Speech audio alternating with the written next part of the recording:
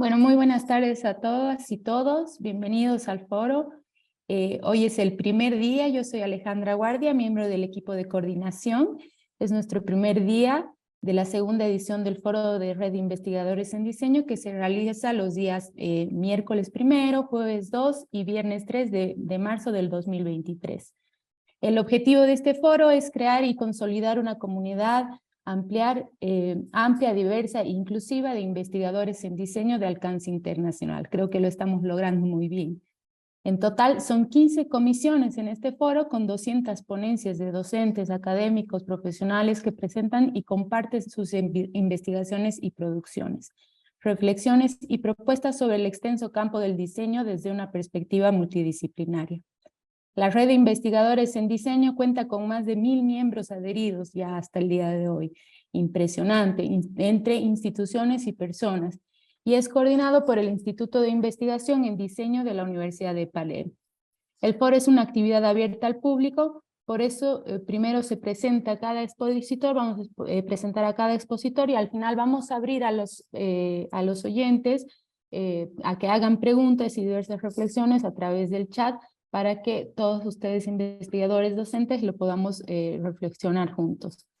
Las comisiones del foro se van a grabar y estarán pronto disponibles en nuestro canal de YouTube. Habiendo dicho esto, comenzamos la quinta comisión del primer día del foro con la presentación desde México vienen Patricia Díaz y Antonio Cera. Muchas gracias.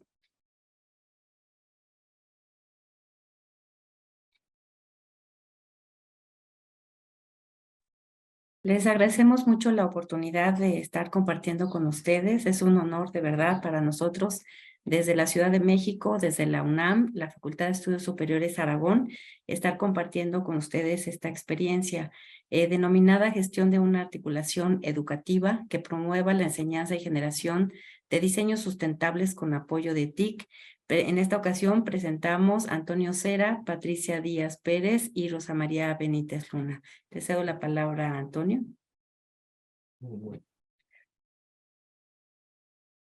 Hola, buenas tardes. Nosotros tenemos como objetivo mejorar la calidad de enseñanza en el aprendizaje de diseño industrial en el área de diseño industrial en la FES Aragón, por medio del diseño, de la implementación y la evaluación de nuevos recursos didácticos que serán de gran aporte en los conocimientos y habilidades para el desarrollo de proyectos de diseño sustentable. Este proyecto PAPIME se hizo a través del Classroom, en donde se hizo la colaboración con otros académicos de la FES Aragón y y también otros colaboradores de otras universidades, en donde se pudo hacer la transmisión de todos los conocimientos a través de la plataforma Classroom. Y en este proyecto, el Classroom fue de vital importancia, ya que estábamos en contingencia sanitaria. Este es uno de los equipos esto fue el principal equipo de trabajo, en donde se conformaban no solamente de académicos de la FES Aragón, sino también de otras universidades y de académicos extranjeros, además de estudiantes tanto de diseño industrial como de otras carreras como economía. Este proyecto surgió a partir de un curso sobre diseño sustentable en la UAM Azcapotzalco y con la colaboración de la FES Aragón, en donde estuvieron académicos y también colegas diseñadores industriales, impartido por el profesor Rubén Sagún. A partir de este acercamiento, la maestra Patricia Díaz se acercó con el profesor Rubén Sagún para poder dar la clase de diseño sustentable en la FES Aragón, y esto fue como un hito dentro de nuestra academia, ya que nos dio una pauta para dar por primera vez la materia de diseño sustentable, y al mismo tiempo fue algo único porque también se hizo una correlación interinstitucional, porque se dieron la clase tanto a alumnos de la FES Aragón como alumnos de la UAM Azcapotzalco. Se alinearon todos los horarios para que tanto los alumnos de ambas instituciones se pudieran poner de acuerdo para hacer un proyecto acerca de de videos temáticos referente al tema que tienen la intención de publicarse y que hoy en día están terminados, pero siguen en aprobación para poder ser publicados dentro de la plataforma en YouTube.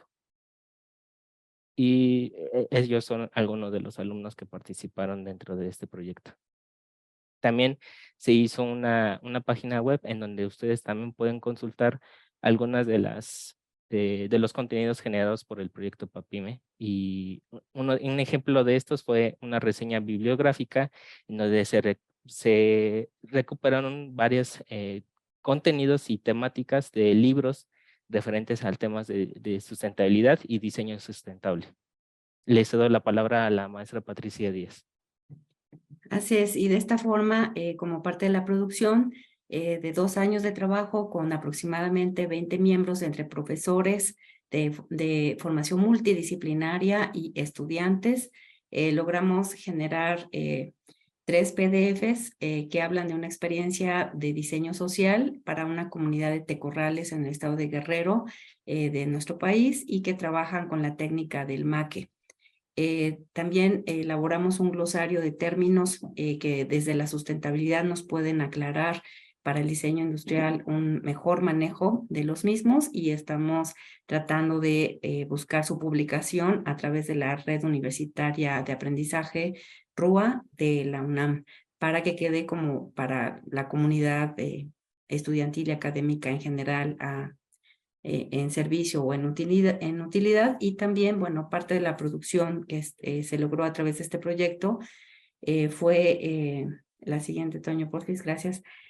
Un coloquio que organizamos a lo largo de una semana donde tuvimos la participación de más de 30 ponentes, también de formación multidisciplinaria, como podrían ser pedagogos, ingenieros químicos, farmacobiólogos, etcétera, porque creemos que este tema de sustentabilidad desde el diseño no debe trabajarse únicamente desde nuestra voz, sino con múltiples voces para comprender mejor los alcances que podemos tener desde la formación universitaria.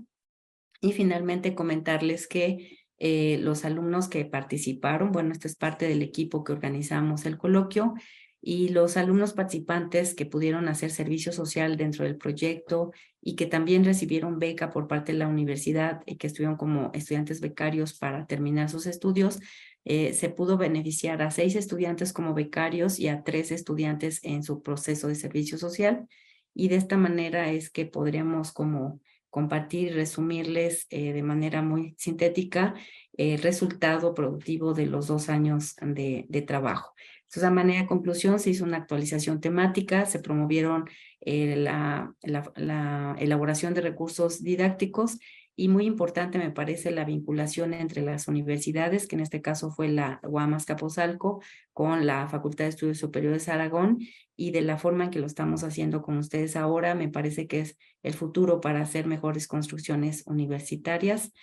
Por su atención, muchísimas gracias. Muchísimas gracias, Patricia. Muchísimas gracias, José. Muy interesante. Los invito a compartir si quieren su contacto a través del chat, así todos estamos al tanto. Y ahora vamos a dar paso a Lina Olmos Velázquez desde Venezuela. Gracias.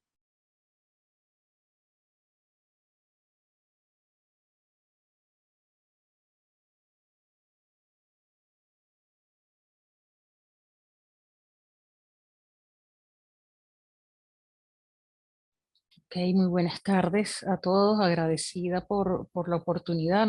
Lina Olmos, soy profesora universitaria, diseñadora en el área de vestuario teatral y también en el área de iluminación. Les presento hoy una estrategia de enseñanza que desarrollé durante el periodo 2015 y hasta el 2018 en la Universidad Nacional Experimental de las Artes de aquí de Caracas, en Venezuela.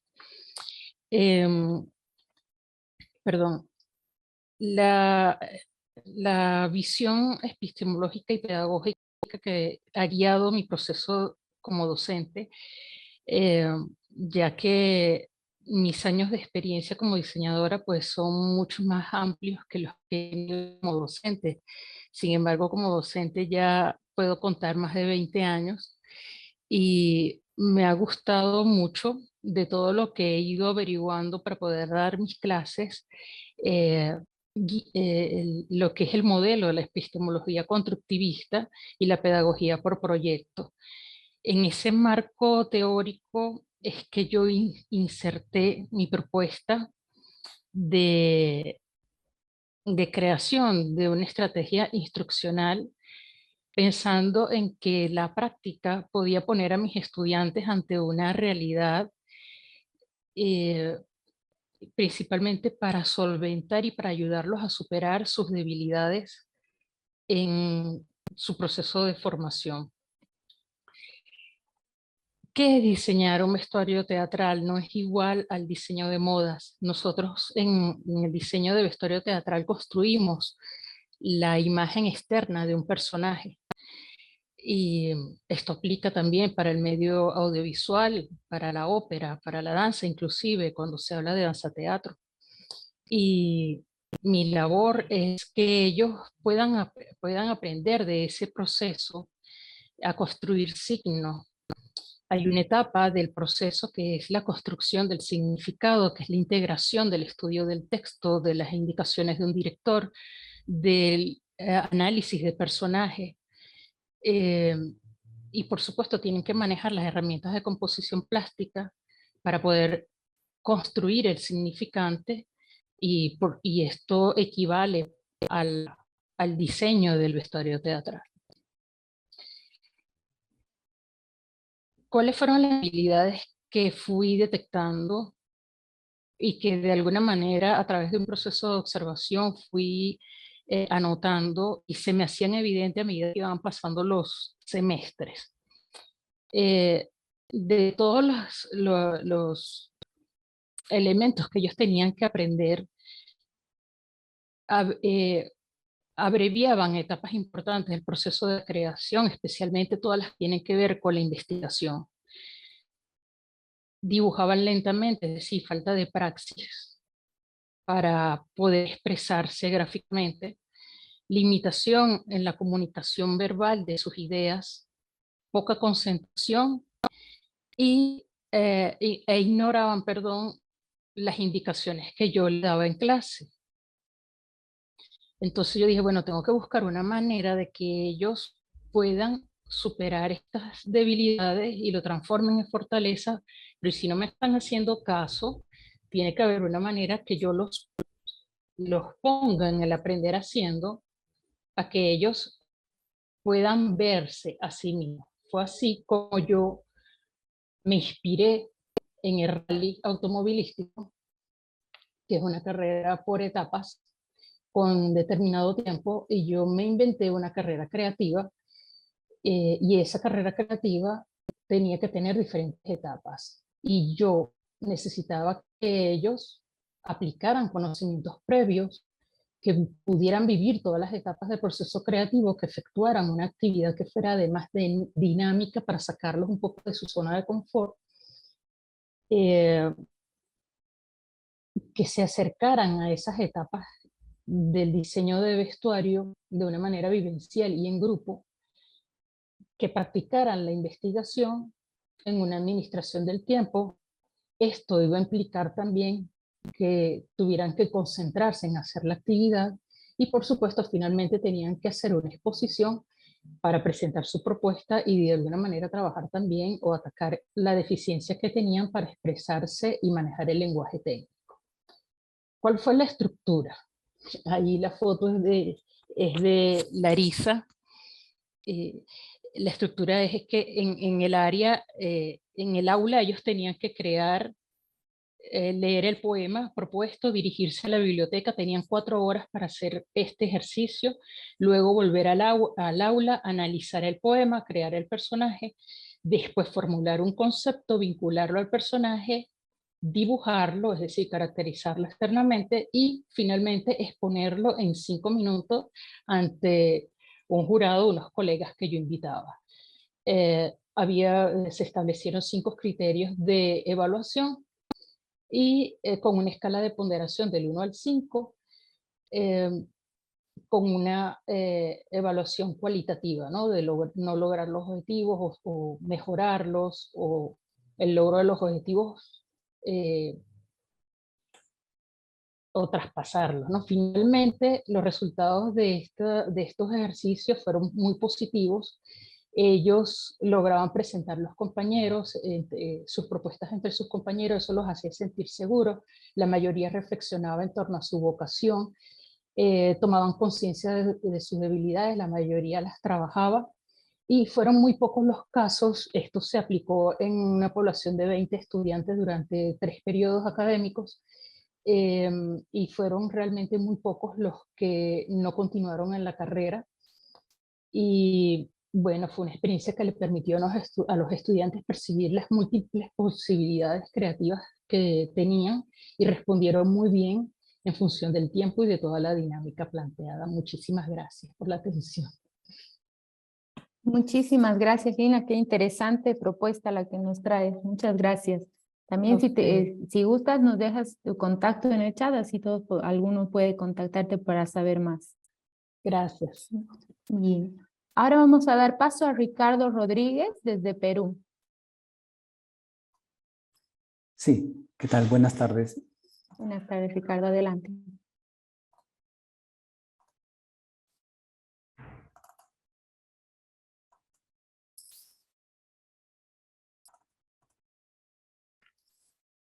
Bien, el día de hoy, bueno, primero que nada, muchas gracias por la invitación. Quería, en resumen, presentar lo que viene a ser la gamificación en el diseño de interiores.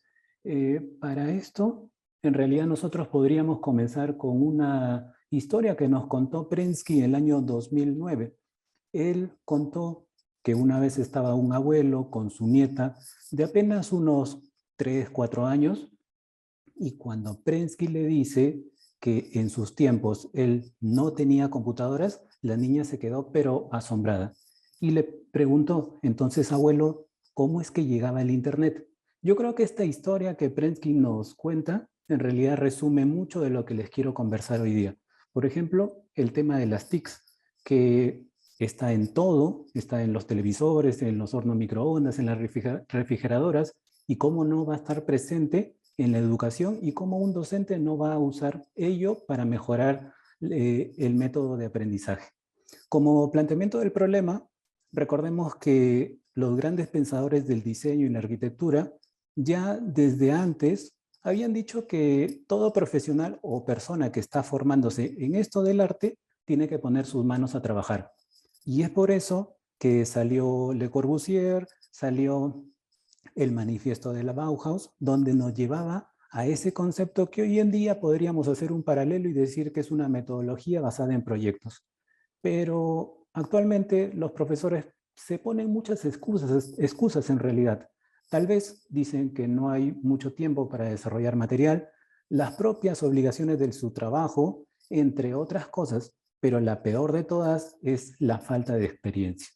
Recordemos también que un docente puede lograr el aprendizaje a través de una metodología tradicional, donde el profesor es el centro del universo y el alumno podría ser un satélite que está por ahí dando vueltas y podría tomar o no algo en su beneficio.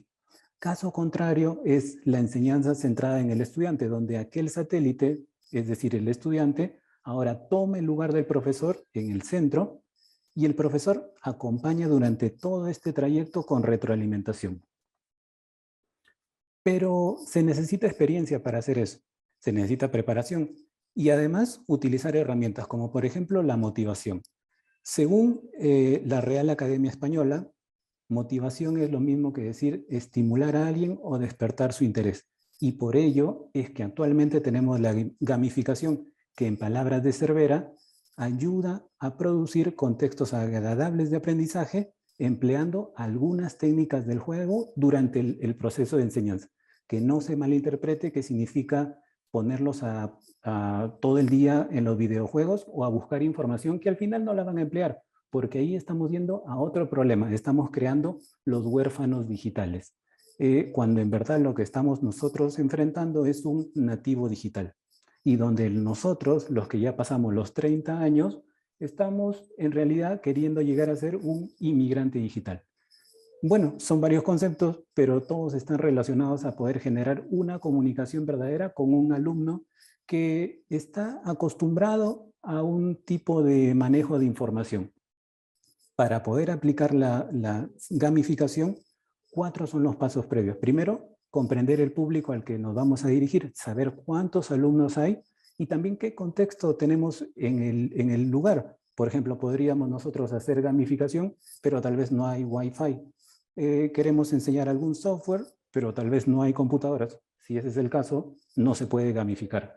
Después, tenemos que definir también los objetivos de aprendizaje, qué quieren aprender, qué es lo que queremos que quieran que aprendan, estructurar una experiencia para lograr ello e identificar los recursos para conseguirlo. Las herramientas disponibles para gamificar hoy en día son muchas. Lo mejor de todo es que muchas de esas son gratuitas y lo encontramos en internet. Pero todas estas tienen que ser necesariamente evaluadas por el docente para poder lograr justo la comunicación exacta. Pongamos un ejemplo. Es muy común que en los primeros ciclos nosotros le digamos a un alumno, este es el terreno, ahora dentro de 2 días preséntame una casa de 2 pisos que tenga todos estos ambientes. El alumno se queda perdido porque por más que le damos conceptos, no necesariamente sabe aplicarlos en 1 o 2 semanas de clase que tienen una carrera. Pero ¿qué tal si gamificamos? ¿Qué tal si en vez de decirle, agarra este software y ponte a hacer algo de lo cual no tienes idea, entras a Minecraft, una edición educativa, no el juego, sino una versión especial, y con tu usuario comienzas a utilizar ciertas texturas, volumetrías, y vamos dando ciertos pasos para que él, en ese entorno que ya conoce, pues cree este proyecto que nosotros queremos lograr. Es un primer paso. Asimismo, ya para culminar, bueno, 2 son las sugerencias que yo quisiera dejar aquí. La primero es la necesidad de que el docente tenga una preparación constante. Y una vez que él identifique cuáles son sus necesidades, darlas a conocer a la institución, que por su parte también deberían establecer algunos programas de implementación o de actualización tecnológica justo para ayudar esa comunicación verdadera entre alumno y docente en este mundo globalizado. Muchas gracias. Muchas gracias, Ricardo. Qué interesante. Si puedes, nos compartes alguno de los programas que mencionas ahí por el chat para que los Genial. utilicemos. Genial, Gracias. genial. Muchas gracias. Bien, ahora damos paso a Gloria Gómez desde Nueva Zelanda. Buenas, ¿Está? buenas, Alejandra, ¿me escuchas? ¿Cómo estás, Gloria? Sí, muy bien. Bienvenida. Bien, gracias. Adelante, Aquí cuando quieras. compartir la pantalla. Me indican si la ven. Sí, se ve perfecto. Listo. Bueno, entonces.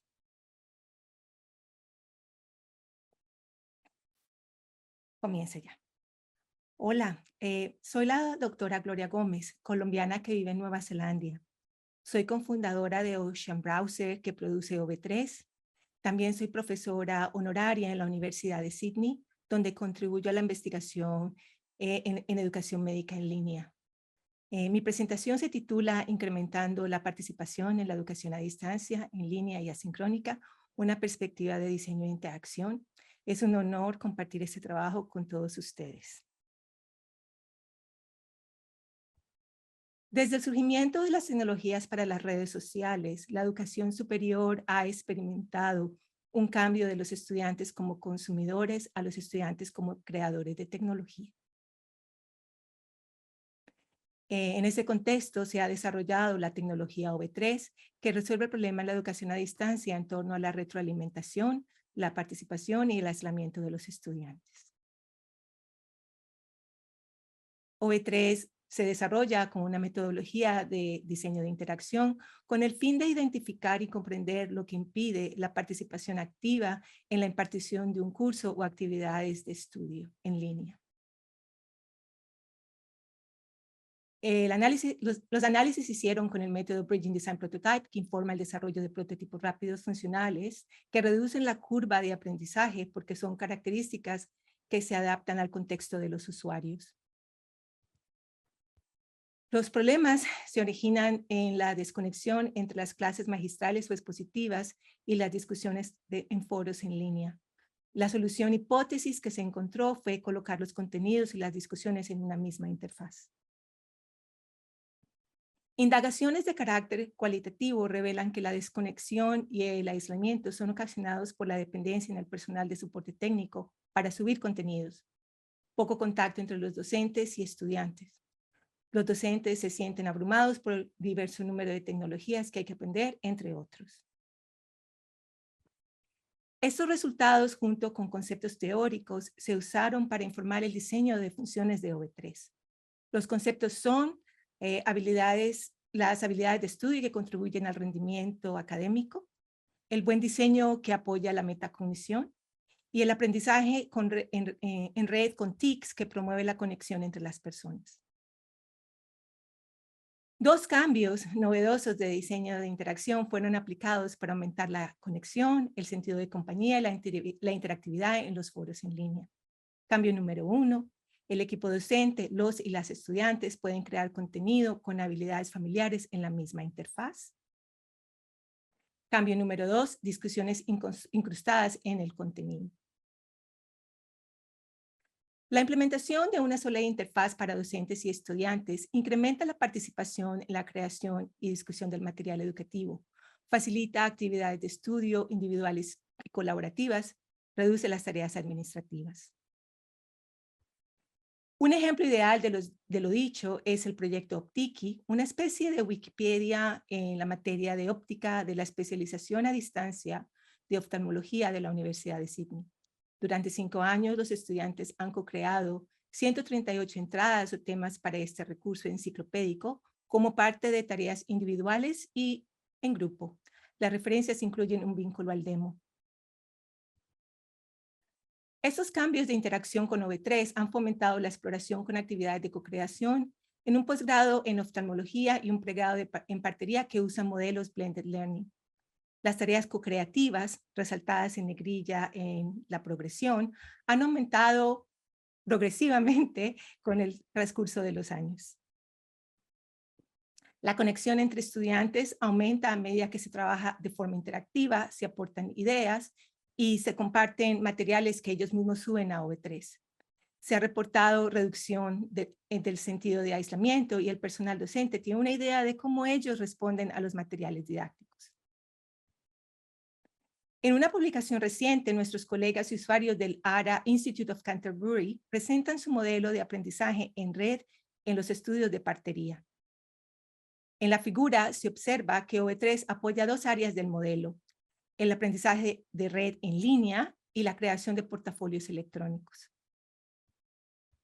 Ellas también aportan que OV3 es usado para conectar estudiantes con otros estudiantes con profesión participativa. Los estudiantes indican que prefieren OV3 para acceder a contenidos de clases positivos y compartir experiencias. Los 2 cambios de diseño de interacción que se introducen con OV3 incrementan la conexión, el sentido de compañía y la retroalimentación en los estudios a distancia, en línea y asincrónicos. Muchísimas gracias por la atención prestada. Muchas gracias, Gloria. Qué interesante proyecto también. En breve, igual también invitamos a todos los participantes a que si quieren hacer preguntas lo hagan a través del chat para que al final de las exposiciones les pasemos a los expositores. Bien, ahora damos paso a Liliana Salvo de Mendoza, desde Argentina. Muchas gracias. Bienvenida, Liliana, adelante. Palermo, por la oportunidad y por los años pasados generando espacios de vinculación entre las instituciones educativas y la investigación. Bueno, puedo pasar la pantalla. La primera. Acá estamos. A ver, magnificar. Ahí la vemos perfectamente, Liliana. Sí, acá. Sí. Bueno, el título Investigación aplicada surge considerando que el objetivo fundamental es generar contenidos adecuados y docentes interdisciplinarios para una nueva cátedra de de introducción al diseño sustentable en una institución educativa determinada en un lugar y región determinado. Yo soy la arquitecta Liliana Salvo, coordinadora institucional de la Escuela de Diseño en el Hábitat, Instituto Terciario de Neuquén, Patagonia, Argentina, creada en el 1994. En la institución se dictan 4 carreras. Ellas son Tecnicatura Superior en Diseño Industrial, Diseño Gráfico, Diseño de Indumentaria y Diseño en el Hábitat, que responden a las necesidades del ser humano contextualizadas en su hábitat, respetando la identidad local y regional. Con un enfoque integral en la enseñanza del diseño, cuenta con un ciclo preparatorio común donde los alumnos seleccionan su especialidad, materias comunes en las 4 carreras y un trabajo de vinculación productiva con una problemática real donde las diferentes especialidades colaboran en grupos interdisciplinarios para dar una respuesta integral. Contexto. La región La región norpatagónica presenta una gran biodiversidad ambiental. Cuenta con una significativa estepa en el sur, monte hacia el norte y al oeste el bosque andino patagónico. Los recursos naturales son de relevancia internacional, ya que cuenta con extensiones de tierra, cuerpos de agua, con variedades de fauna terrestre y marina, flora en sus bosques nativos y en sus valles productivos, y es por ello que posee tantos recursos energéticos y atractivos turísticos y recreativos. Cuenta además con recursos minerales hidrocarburíferos, gas y petróleo, no renovables, y también con un patrimonio paleontológico por encontrarse allí fósiles de vertebrados e invertebrados, entre ellos los que pertenecieron al dinosaurio más grande del mundo. Estas regiones, determinadas fundamentalmente por su geografía, clima y recursos, condicionan la actividad humana y presenta distintos y diferentes asentamientos humanos. Por ejemplo, importantes ciudades como Neuquén capital y San Martín de los Andes, lugar de deportes invernales y acuáticos. Desde su fundación, en 1994, la institución considera la función social del diseño como respuesta a las necesidades del ser humano en su hábitat. El centro fue el hombre y su bienestar, pero no siempre verificando que en esa construcción antropogénica los productos diseñados y los desechos colocados en el ambiente lo alteran y no garantizan la sustentabilidad ambiental, generando modificaciones también en los aspectos sociales y económicos. Los objetivos de la investigación: generación de contenidos para una cátedra en primer año, introducción al diseño sustentable. Concientizar al alumno desde el inicio de la carrera en la preservación del ecosistema como parte fundamental en el bienestar del ser humano. Actualización de los contenidos académicos de la carrera sobre la base de la función social del diseño y el impacto ambiental. Identificar a la institución como referente en el tema sustentabilidad. Desde la prehistoria se han elaborado productos que sirven para el ser humano, para desarrollarse culturalmente, pero sobre todo a partir de la revolución industrial y el acelerado crecimiento tecnológico de las 3 últimas décadas del siglo pasado hasta la actualidad, hemos olvidado que somos parte de esta naturaleza y que debemos preservar el ambiente y mantener un ecosistema equilibrado para un desarrollo sustentable en el futuro. La necesidad de actualizar el rol social del diseño, considerando que todo objeto diseñado, tangible o intangible, modifica el ambiente y que se debe garantizar el desarrollo sustentable, es la base de esta investigación. En los últimos tiempos, frente a la situación crítica del ambiente global, se fue abordando el tema del cuidado del ambiente, pero se propone dar un salto cualitativo para generar la cátedra de introducción al diseño sustentable. Como actividades preliminares se realizaron en el 2022 las 13ª Jornadas Patagónicas de Diseño, con el tema Conciencia, Ambiente y Sustentabilidad, evento anual abierto a la comunidad, dictado por referentes académicos nacionales e internacionales. Para este año se propone realizar un seminario de sustentabilidad con el objeto de identificar el contenido óptimo y la preparación del personal académico interdisciplinario para lograr conformar la cátedra de Introducción al Diseño Sustentable en el 2024. Los invito. Bueno, muchas gracias y un placer compartir con ustedes. Muchas gracias, Liliana, y gracias por la invitación. Si puedes incluir en el chat el link, así nos informamos más sobre el tema. Muchas gracias. Bien, ahora damos paso a Erika Cecilia Castañeda, desde México. Bienvenida, Erika. Gracias. Hola, buenas tardes a todos. Comparto mi pantalla. Bien, ¿ahí lo están viendo? Bueno, yo voy a leer para tratar de no exceder más el tiempo otorgado. El título de mi ponencia es Agencia y Diálogo en la Investigación para el Diseño. En su célebre texto Pedagogía del Oprimido, Paulo Freire señala que el diálogo revela y habilita procesos de acción y reflexión con fines de transformación del mundo, que en ese sentido es problematizado. De este modo, el diálogo implica el encuentro para las tareas comunes de saber y actuar. Las relaciones y las prácticas colaborativas colectivas se proponen aquí como una forma de contraposición del diseño a los modelos postfordistas de producción. Se trata de prácticas críticas relacionales dirigidas a explorar los entornos no productivos del diseño y a aproximarse a procesos de agencia y reciprocidad mediante relaciones sociales. En esta comunicación abordo estas prácticas en el entorno pedagógico y de investigación para el diseño durante la pandemia a través de la asignatura Proyecto Terminal de la licenciatura en Diseño de la Universidad Autónoma Metropolitana Unidad Coajimalpa en la Ciudad de México, cuyo tema fue la soberanía alimentaria.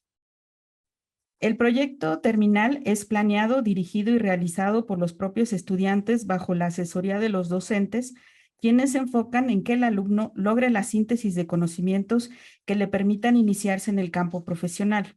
Para alcanzar los objetivos, se desarrolla un proyecto de alta complejidad a lo largo de 3 trimestres y la totalidad de este proceso se realiza en equipos.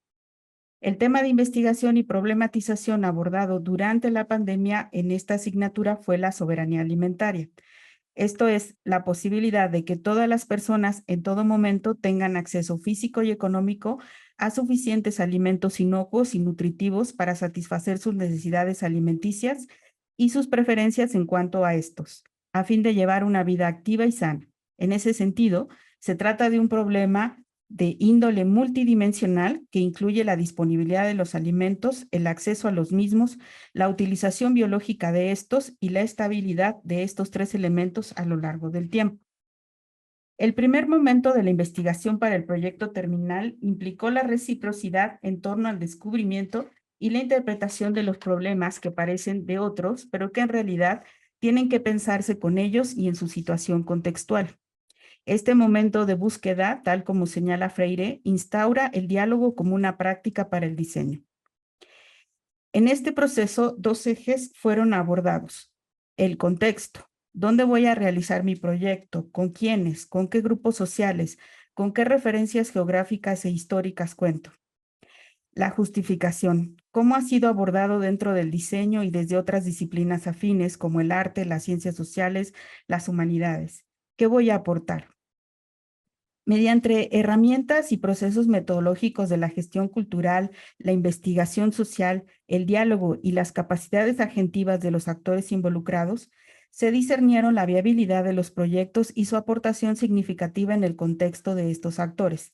En este caso, las diversas poblaciones periurbanas afectadas por la carencia de soberanía alimentaria en la alcaldía de Coajimalpa, de la Ciudad de México.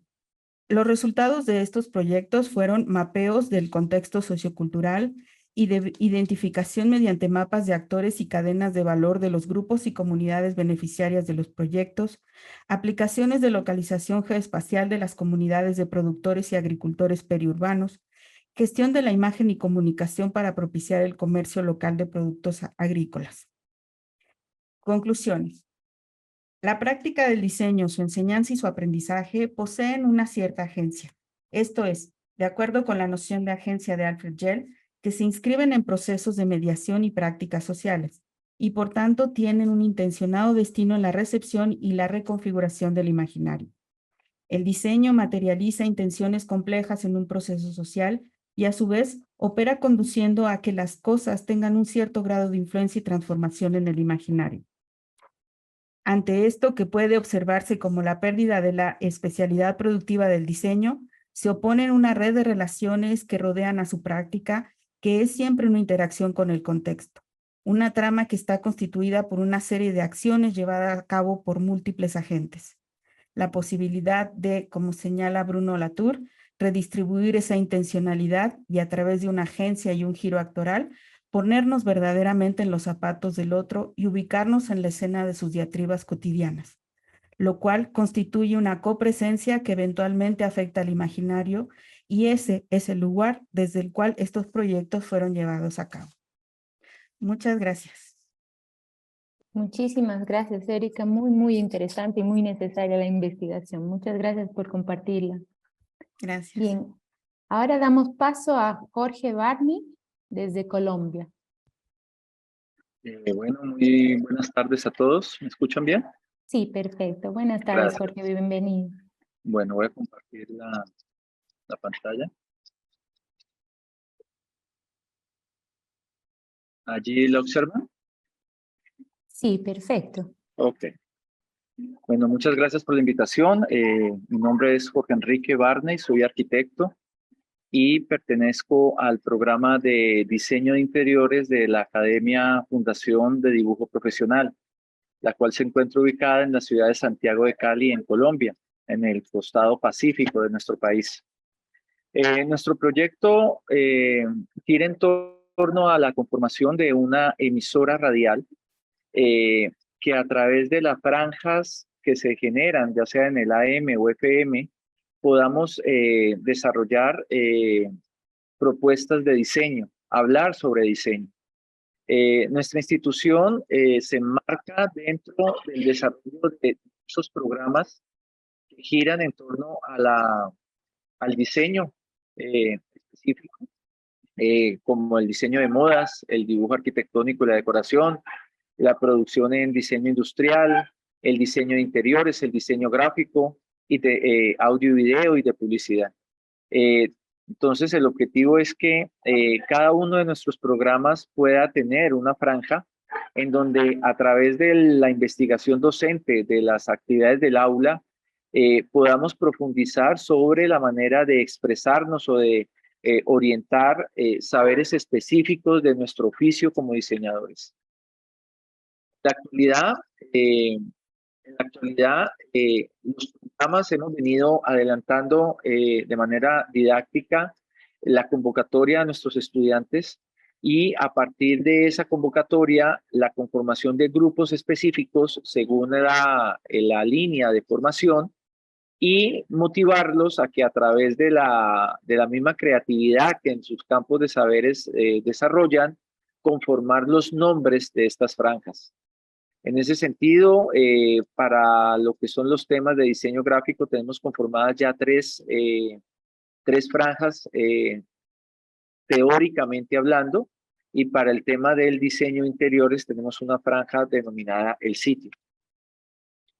Esta franja como tal lo que pretende es hablar sobre diseño interior, es tratar como docentes de poder, desde una didáctica de aula, convocar un saber específico hacia otros campos, en donde el que escucha a través de la frecuencia radial puede iniciar procesos abstractos desde la misma creatividad, desde el mismo audio, de poder incorporar a su ser o a su cotidianidad estos saberes tan específicos que manejamos en nuestra formación. Por otra parte, es fortalecer el desempeño del estudiante, motivándolo en un liderazgo en el cual pueda expresarse no solamente desde el hacer, o empleando el dibujo, o desde la manera de materializar una idea abstracta sobre el espacio, sino tener el campo de desarrollo desde el ejercicio verbal, desde poder expresar una idea sin que se esté observando y tratar de que quien al otro lado se encuentre escuchándonos pueda motivar ese componente creativo, ese componente de formación abstracta que de alguna manera cada uno tiene de manera innata. En ese sentido, cada franja se estructura a través de grupos organizados que motivan la investigación específica y a través de una parrilla de programación, como la observan en la pantalla, pues profundizamos o queremos profundizar sobre ciertos temas. Hablar sobre el interior y el exterior, conversando con el espacio, el mueble, lápiz creativo, del boceto al diseño, palabras al espacio. Son títulos que los mismos estudiantes estructuran y que a partir de la organización de estos grupos, pues empezamos a llenar el contenido de esta parrilla como tal. En el sentido, en el campo del diseño gráfico, pues hemos ya conformado 3 franjas: la parla gráfica, sin borrador, cartel bisgráfico, en donde nuestros estudiantes profundizan igualmente en el diseño gráfico, todos estos campos pues de las artes gráficas o la expresión creativa de este saber. Para terminar, el ejercicio de la conformación de una emisora es una labor que vincula no solamente la intención del docente, no solamente los resultados de esas didácticas o de esa investigación de aula que el docente pueda adelantar de manera autónoma, sino que se hace necesario el vínculo tanto de las direcciones, de las directivas de las instituciones, y la motivación permanente al estudiante. Nuestro joven hoy en día se motiva de manera distinta y esa motivación tiene que ser leída por el docente para que a través de esa participación se vincule a todos estos procesos y perder el miedo a expresar tus ideas y a creer que el otro que te está escuchando puede entenderte y puede expresar de alguna manera en su sitio o en su ser lo que desde acá queremos transmitirles. Este es el proyecto que venimos adelantando, que estamos conformando, y la idea es poder crear una red entre todas las instituciones de diseño y que a través de este vínculo de la frecuencia radial podamos interactuar más fácilmente, no solamente docentes, sino también nuestros estudiantes. Muchas gracias. Muchas gracias, Jorge. Muy interesante y muy alentador también para generar comunicación a través del diseño, ¿no? Muchas gracias. Si puedes dejarnos tu contacto también a través del chat, así todos podríamos estar al tanto del proyecto. Bien, a continuación va a exponer Cintia Virginia Soto Hidalgo desde Perú.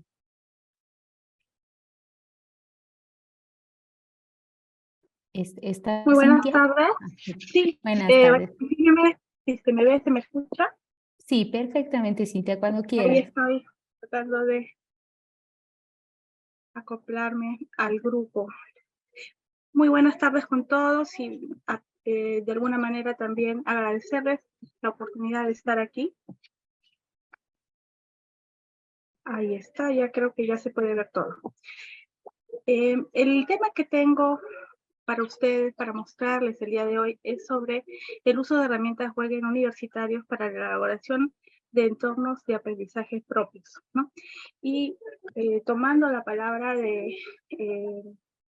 expositor anterior que hablaba sobre la importancia de la intención que tiene el docente, ¿no? Por enseñar, ¿no? Por adquirir ese aprendizaje y también por compartir con sus estudiantes ese espíritu de querer perfeccionarse, ¿no?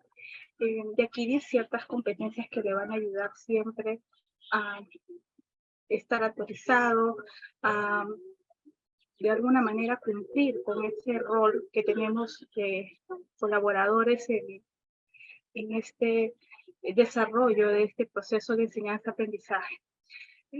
Conocemos y lo sabemos, las competencias son conocimientos, habilidades y destrezas que a través de metodologías activas, pues nosotros vamos a hacer que el alumno genere valores, actitudes, ¿no?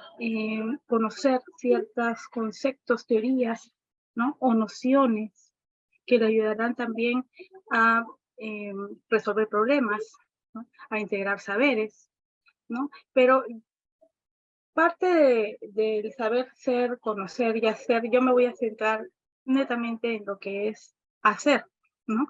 Porque generalmente podemos tener mucha voluntad de hacer las cosas, pero no necesariamente tener los resultados que esperamos, ¿no? Entonces va a ir acompañado siempre de esta apertura que nosotros mismos nos demos de adquirir nuevos conocimientos, ¿no? Porque pues discrepamos de ciertas teorías, ¿no? O de alguna manera en este tiempo pandémico en donde tuvimos que sí o sí, ¿no? Cambiar la forma de enseñar, ¿no? Tuvimos que obligarnos a aprender cosas que antes pues eran elección, ¿no? Esta vez ya fue obligatorio, ¿no?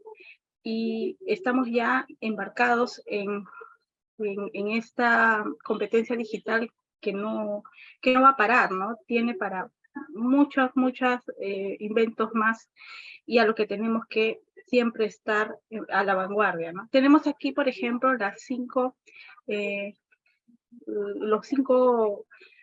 competencias digitales y cada una de ellas ya están descritas desde el 2018 en un documento de España, ¿no? Del MINTEF, en donde podemos ver con precisión, y bueno, yo lo he resumido a grandes rasgos, ¿no? Que es de alguna manera cuáles son las competencias que se tienen que tener, ¿no? Todos lo sabemos, ¿no? Pero hasta qué punto estamos comprometidos con nosotros mismos a querer tener esta motivación interna, fortalecerla para seguir en constante preparación, en constantes cambios, ¿no? Entonces, el rol docente, ya sabemos que no solamente va a informar al alumno, ¿no? Sobre las nuevas tendencias, sino son curadores de contenido, facilitadores de experiencias de aprendizaje, ¿no? Crean hábitos de investigación y también su educación siempre va a estar ligada a esa finalidad de querer adquirir una competencia, ¿no? Aún mayor, ¿no? De la que ya tiene. Entonces, tenemos que valorar la calidad de las fuentes, organizar contenidos, descubrir conexiones en las piezas de información, pero lo más importante es que esto sea de alguna manera transferido, ¿no? Contagiado a los estudiantes, ¿no? Y ahí viene la gran problemática, ¿no? ¿Qué se te viene a la mente al hablar de curación de contenidos? Cuando un adolescente o un joven adulto que pues, trabaja y estudia, está pagando sus estudios porque tiene que, de repente no tiene muchos los recursos, entonces trabaja y estudia, que es lo que se hace la mayoría. Y gracias a las competencias digitales que adquirimos y a tantas plataformas que ya existen, pues ellos ya pueden de alguna manera también tener otros ingresos, ¿no? A través de plataformas, vendiendo cosas, ¿no? Creando contenido, ¿no? Que de alguna manera le ayuda a independizarse. Pero ¿hasta qué punto esto nos va a ayudar a realmente mejorar la educación? ¿No? ¿Están levantando la manito? Es por el tiempo, Cintia. Ya estamos sobre el tiempo, sí puedes ir cerrando. Gracias. Sí, claro que sí. Entonces, la finalidad de esta investigación es, de alguna manera, el mensaje que quiero dar es hasta qué punto nosotros estamos comprometidos a seguir adquiriendo nuevos conocimientos, ¿no? No tanto para, pues, ser reconocidos o para, bueno, la remuneración económica que tenemos por ejercer nuestra profesión, ¿no? Sino más bien cuánto aportamos en los jóvenes para que ellos de alguna manera se contagien también a crear sus propios contenidos, ¿no? Tenemos aquí el ejemplo del método 4S, ¿no? Aplicaciones que nos ayudan a fortalecer habilidades para gestionar información, fomentar en los estudiantes habilidades de gestionar la información y potenciar su marca personal, ya sea como académicos o investigadores, ¿no? Este es un ejemplo de un PLE, ¿no? Que es un entorno personal de aprendizaje, este es un ejemplo mío, porque quería ponerles de alguna manera el reto, proponerles el reto de que mensualmente podamos evaluarnos nosotros mismos, ¿no? Hacer una tablita para poder saber qué es lo que aprendí este mes, ¿no? Qué programa, qué opción o qué nueva función de algún software he aprendido, ¿no? Con la finalidad de nosotros mismos proponernos las metas para continuar en esta competencia digital, ¿no? Y bueno, aquí hay una propuesta de las herramientas que generalmente uso en clase, ¿no? Las uso todas, en donde lo he colocado en 4 columnas: planificación, elaboración, desarrollo y evaluación y monitoreo. Es decir, aplicaciones que se aplican para cada una de estas funciones. Y bueno, finalmente, ya mi secuencia de clase tiene una rama de herramientas tecnológicas que de alguna manera hacen que el alumno también se motive a aprenderlas, no solamente para aprobar mi curso, no solamente para aprender en la clase, ¿no? Sino también para su vida. Muchísimas gracias. Muchísimas gracias, Cintia. Si quieres, puedes compartirnos tu contacto a través del chat. Bien, ahora damos paso a Lucas Rodríguez desde Argentina. Bueno, muchas gracias. Aquí me sumo ahí con unas dificultades, pero ya estoy aquí, así que espero ahí que pueda compartir. Aquí en este desafío, ya supongo que ven en la pantalla, Sí, de perfecto, sintetizar, genial. Un poco de lo que uno hace en 5 minutos, ¿verdad? Así que bueno, para poder llegar a lo neural, voy al título de la propuesta, que es investigar la docencia desde y para el saber proyectual. Entonces ahí hay una cuestión que es el saber proyectual como eje, investigar la docencia, o sea, de nuestra práctica docente, llevarla principalmente a la investigación no solo académica, sino principalmente al Sistema de Investigación Científico Nacional, que en Argentina es el CONICET, por ahí estamos, y estas palabras que son desde y para. Desde y para un poco viene a pendular en proyecto, que es una actividad práctica y concepto complejo, que está permanentemente pendulando entre aspectos que son de orden exploratorios y aspectos que son de orden argumentativo o explicativo. Y sin duda, entre esa dicotomía sostenida de producto y proceso, proceso y producto, de práctica y teoría, cuando uno trabaja desde la investigación, también se nos surge como gradientes que son, bueno, ¿a qué campo epistemológico pertenecemos? Mi base es la de arquitecto, y en eso cuando tenemos que participar de proyectos, no tenemos una categoría donde diga, bueno, investigación en arquitectura, sino que tenemos que ponernos como, bueno, hábitat y diseño, pero con una pata en la ingeniería de los materiales, bueno, y todos esos enganches que también tienen su tiempo y que son lógicos cuando la base de la investigación tiene un asiento en la investigación científica, que de alguna manera trata de expresar cómo son las cosas, de argumentarlas, de manifestar hechos per se. En cambio, el acto proyectual tiene esa lógica, epistemológicamente hablando, de proponer algo que aún no existe y buscar cómo podrían ser las cosas. Y además representarlas sobre algo que no existe, pero aún así ya lo tengo que mostrar, comunicar, y en ese feedback y feedforward ir elaborándolo sobre gamas de lo consciente y de lo inconsciente. Así que, bueno, toda esa complejidad más vale que hace esto bien entretenido y desafiante, y requiere cierta conceptualización en términos de la investigación, sin olvidar que aquí el desafío es investigar la práctica docente sobre el desarrollo formativo proyectual, o sea, una complejidad sobre la otra. La práctica docente, al igual que la práctica proyectual, tiene una misma lógica de pendulación entre lo tácito y lo explícito. Entonces, bueno, hay un montón de conceptos de base que es importante, bien digo, que los podamos definir para poder hablar sobre cierto asiento y reconocer, por más que utilicemos las mismas palabras, si estamos queriendo decir lo mismo.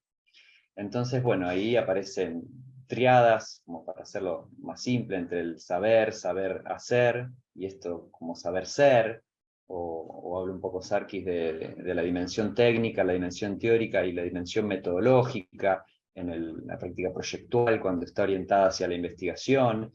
No deja de ser práctica, análisis y síntesis, no deja de estar presente en cualquier acto proyectual, pero aquí tenemos un desafío mayor que tiene que ver con la investigación.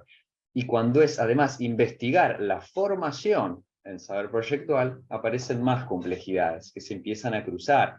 Hay participaciones de conocimientos de orden disciplinar, están todas estas habilidades de integración y recursos de diseño, y también está gran valor que en los distintos expositores se ve con gran potencia, que son los recursos interpersonales, esas capacidades necesarias para poder comunicar, representar en lo gráfico, en lo escrito, obviamente lo oral, hacia afuera, pero también conmigo mismo, ese trabajo de renuncia que es tan clave en la práctica del diseño.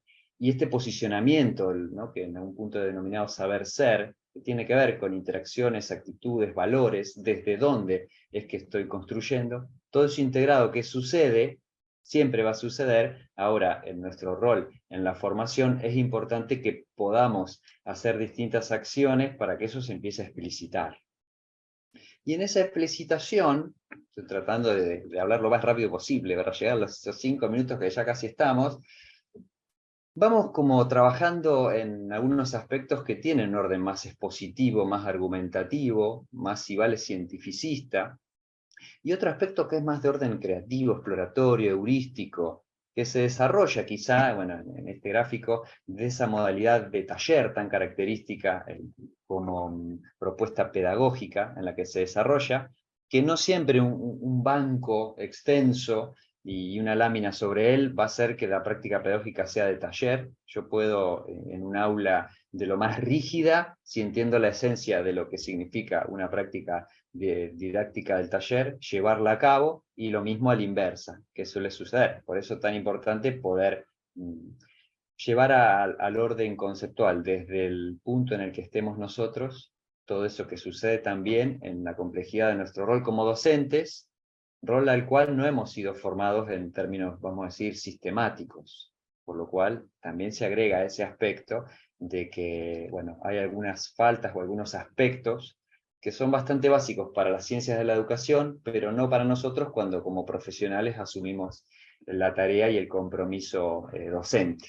Así que bueno, por eso sin duda son tan valiosas ejes como estos que trabajan la formación desde la investigación, pero que en realidad difícilmente sacamos la patita de nuestro compromiso docente. Y por último, en este cuadro que proyecta de alguna manera la complejidad del diseño, ¿no?, entre lo implícito y lo tácito, entre ese mundo de las ideas y de las representaciones, en este ida y vuelta y en estos distintos momentos de orden estructurante, creativo, comunicativo, ¿no?, un poco en términos de Fouquet, aparece el pensamiento proyectual, que es hacia ahí, hacia donde compartimos, participamos y hacia donde aportamos. Y el pensamiento proyectual es un pensamiento de orden complejo. Entonces la investigación científica, la propuesta de los científicos se va a quedar corta, gracias Alejandra por el aviso, se va a quedar corta porque si bien participa esa parte, también hay otras cosas que tienen que ver con el campo epistemológico. El campo epistemológico siempre es un buen trabalengua, del diseño, de la tecnología, del arte y también en complemento la científica. En todo eso estamos con el proyecto, y si además le agregamos investigación y docencia, bueno, es un buen mix en el que aquí estamos y en el que, bueno, sin duda nos aportan los distintos desarrollos que vienen haciendo y varios que ya me estoy copiando, así que por ahí nos contactamos próximamente. Bueno, por mi parte, muchas gracias. Muchas gracias, Lucas. Muy interesante igual. Bien, ahora vamos con la exposición de Andrea Elizondo y Miranda Leal desde México. Hola, buenas tardes. Voy a compartir pantalla. Buenas tardes, adelante.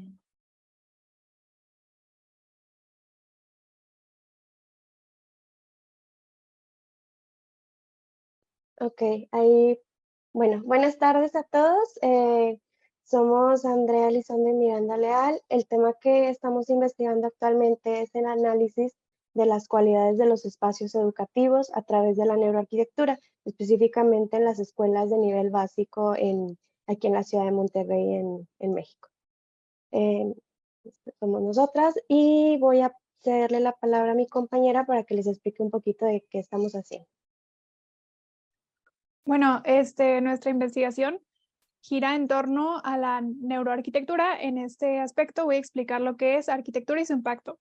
Lo que nosotros queremos decir es que nuestro entorno exterior activa ciertos circuitos cerebrales debido a que esta respuesta causa automática comenzamos a pensar, a reaccionar de acuerdo con nuestro entorno, es decir, lo que nos rodea, tu forma de pensar va a la par con las condiciones de tu vida.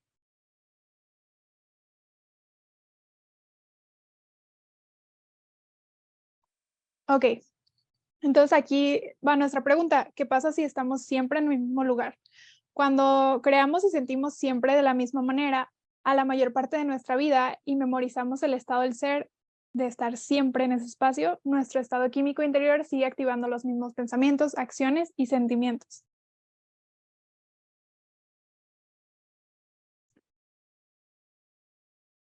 Ok, entonces aquí vamos a dar pie a qué es la neuroarquitectura, que es el área de la arquitectura que con datos y evidencias científicas en mano analiza de forma objetiva y sistemática cómo los espacios construidos modifican nuestras emociones y nuestras capacidades. Por ejemplo, miden la actividad de nuestro cerebro si entramos en una habitación pintada de amarillo o con una temperatura más fría. ¿Qué pasa si tocamos un material rugoso o si la habitación es redonda? En este caso, los niveles de estrés y de ansiedad cambian y también la frecuencia cardíaca. Y aquí van unas preguntas para reflexionar. ¿Qué ocurre si nuestro entorno nunca cambia?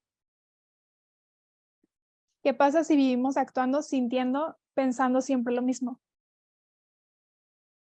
¿Tendríamos las mismas experiencias? ¿Y si las experiencias de nuestra vida nunca cambian? Y con esto fue que llegamos a este tema, analizando en la parte de lo que es las escuelas. Entonces, el potencial de un estudiante puede estar muy influenciado por el ambiente en donde está. Entonces, nos centramos, o nos estamos centrando más bien, en la educación básica, porque sabemos que es cuando los niños empiezan a aprender en un sistema escolar. Entonces, estamos centrándonos en la parte que aquí en México llamamos escuela primaria, que es de los 6 a los 12 años de edad, y revisando qué cualidades de la arquitectura de estos espacios favorecen a la educación de estos niños, en la parte creativa, en la parte de poder aprender más rápido, que se les puedan quedar más fácilmente pues, las cosas que ellos van aprendiendo, ¿no? Sabemos que el lugar donde estamos, dependiendo, en base a lo de la neuroarquitectura, nos puede tanto ayudar o nos puede bloquear o inhibir nuestro aprendizaje. Entonces, bueno, nuestro proyecto de investigación que estamos actualmente enfocadas en esto, está centrado ahí, vemos en México, en la parte de Nuevo León, que es lo que estamos marcando aquí en azul, en la parte específica de la ciudad de Monterrey. Y bueno, así para que a grandes rasgos sepamos un poquito de esto, hay actualmente 577,365 estudiantes de nivel primaria, que son niños entre 6 a 12 años de edad en el estado de Nuevo León al año 2020. Y tenemos de escuelas 2,748 escuelas, donde tenemos 2,392 de tipo público y 356 de tipo privado. De estas escuelas, 576 están en la ciudad de Monterrey, entonces son las que estamos pues para nuestro análisis. Sacamos una muestra y la muestra nos da que son 48 escuelas las que tenemos que estar analizando. Ahorita ya empezamos con todo esto del análisis y hemos estado obteniendo diversas respuestas, ¿no? Aquí podemos ver algunas imágenes de lo que son las escuelas actualmente. Como bien les decía, hay escuelas públicas, escuelas privadas, entonces los interiores o el diseño de interiores de estos espacios pues varía bastante, ¿no? Pero algo que nos llama mucho la atención en estas fotos de diferentes escuelas que hemos recabado es que la mayoría tienen los mismos colores.